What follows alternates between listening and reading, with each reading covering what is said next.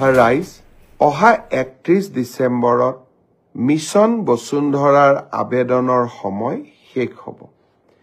এইবাৰ মিছন বসুন্ধৰাত আমি চেষ্টা কৰিছো যাতে অসমৰ শিক্ষানুষ্ঠানসমূহ, ক্লাবসমূহ, সাংস্কৃতিক অনুষ্ঠানসমূহ, আমাৰ মন্দিৰসমূহ, নামঘৰসমূহ এওঁলোকে যাতে য'ত আমাৰ এই অনুষ্ঠানবোৰ আছে এই মাটিবোৰ যাতে আমি ম্যাদী পট্টা কৰি ল'ব পাৰোঁ। তাৰ কাৰণে আমি কেবিনেটত সিদ্ধান্ত লৈছিলো যে লগে লগে পঞ্জীয়ন নম্বৰটোও নালাগে।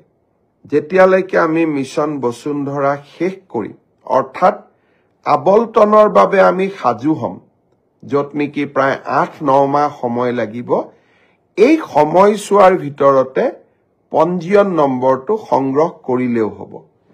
আৰু পঞ্জীয়ন ল'বৰ বাবেও আমি চাৰ্টাৰ্ড একাউণ্টেণ্ট আদিৰ যি আগতে অডিট ৰিপৰ্ট লাগিছিল তাকো আমি বৰ্তমান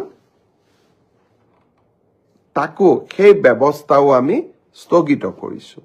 এটা পঞ্জীয়ন লাভ কৰাৰ নিয়ম আমি সহজলব্ধ কৰিছো আৰু পঞ্জীয়ন পিছত কৰিলেও আবেদন কৰাৰ ৰাস্তাও আমি খুলি দিছো। মই সামাজিক অনুষ্ঠানসমূহক এইবাৰ মিছন বসুন্ধৰাত অহা 31 ডিচেম্বৰৰ আগতে আবেদন কৰিবলৈ পুনৰ এবাৰ আহ্বান জনাম।